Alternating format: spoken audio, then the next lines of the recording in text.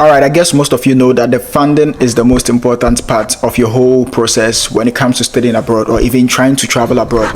And when it comes to funding, people have so many misconceptions when it comes to it. So in today's video, I listed about 4, 5, 6 questions that I personally think people have worries about. So without further ado, let's just jump right into today's video. So the first question that most people normally ask is, can you self-sponsor yourself to study abroad? And the answer is no. And this is my opinion. This is the experiences that I've had with other people, and this is what they said. So the reason why you cannot self-sponsor is, let's be very practical here. Let's say you're a doctor in Ghana or in the country that you live in. You're a doctor there, you are making your $50,000 every year, right? Now you go to the interview with your balance of $50,000. You tell the visa officer that you are the one going to be sponsoring your education, and let's say it's an undergraduate degree or let's say a master's degree.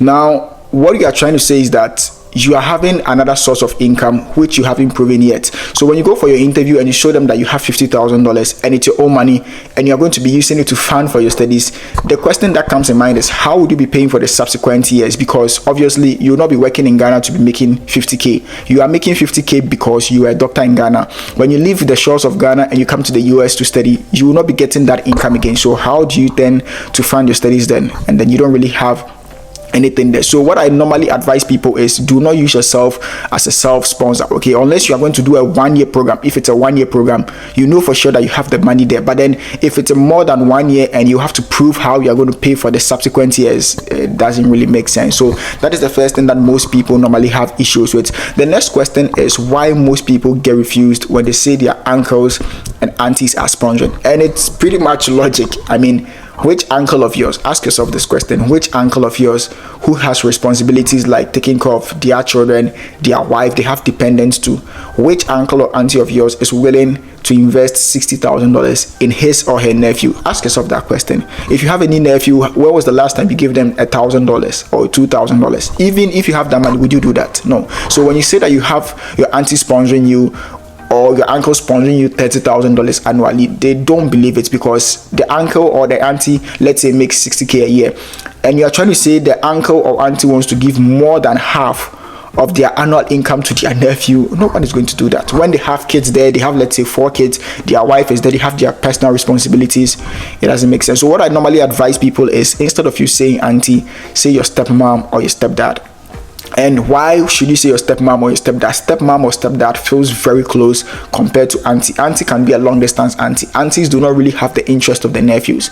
But then when you say that your stepmom or your stepdad is the one sponsoring, you don't really need to prove that, oh, he's indeed my stepmom or he's indeed my stepfather.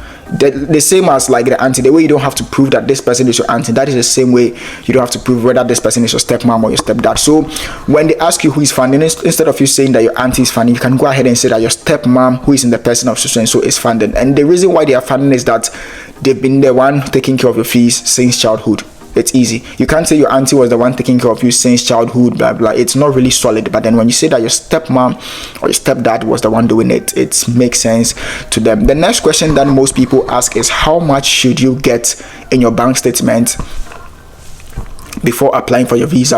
And the answer is, you need to show how you're going to pay for the first year for solid. You need to show that, yes, this is how much I would be paying for 1 year. That is why on your I-20 they show the fees or the cost of expenses for 1 year and how you're going to be paying for the subsequent years. So when they see the bank statement and let's say your fees is $20,000 and your bank statement has $30,000, you are trying to tell the visa officer that your dad has 3,000 Ghana cedis, but he's willing to sacrifice 2,500 cedis for you only.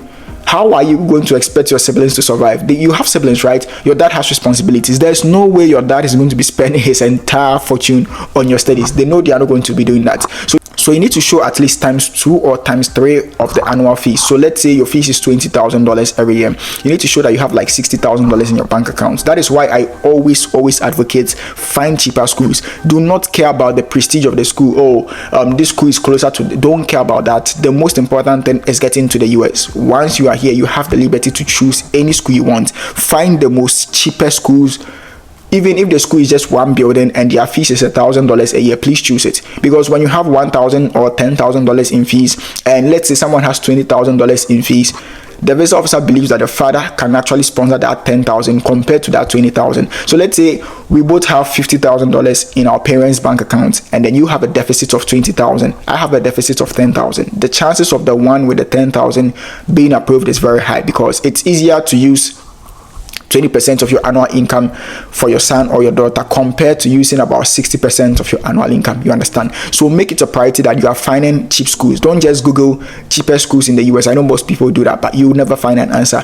You'd have to reach out to the schools, and I've made videos explaining how to research schools. It's going to be difficult because you are not used to research and stuff, but when you research the school and you find out that this school is actually a great fit, you will thank me later, because there's nothing more painful than finding a school, getting a visa, coming here and realizing that you can't pay the fees. It's very depressing, right? So make sure that your sponsors bank statement covers about two times 2 or times 3 of your annual fees, and then show how they are going to be paying for the remaining years. That is why you normally tell them that, oh, he makes this amount of money every year, because it shows that, yeah, he has a stable income. So number one, you cannot self-sponsor because your income stops when you travel, so you are not going to be able to raise that money. And number two, do not use your uncle and auntie, because they are more like a distant family. You can rather say your stepmom or your stepdad or your brother or your sister. These people tend to have like that close relationship with you compared to all those things. And then the third thing is find cheaper schools so that the visa officer doesn't have doubt that you can actually pay this money. The next thing that most people have about bank statements is, can you use rural banks to apply for a visa? Yes, rural banks are internationally recognized. Anything that shows that you have the income or you have the money in your account, you should. Speaking of rural banks, can you use mobile money to also show that you have the money? Now, when it comes to mobile money, no one has $30,000 in their mobile money. I don't believe anyone would save $30,000 in their mobile money. But then most people think that the visa officers want to see how frequent the money flows. No, they are not trying to see that. They are trying to see how much you have in the balance. So let's say I'm trying to borrow you money for 10,000 cedis, and you come to me with your bank statement. Every day you are showing me 5 cedis, 20 cedis, withdrawn, deposit, and another person comes and he has the 10,000 cedis in the account, solid.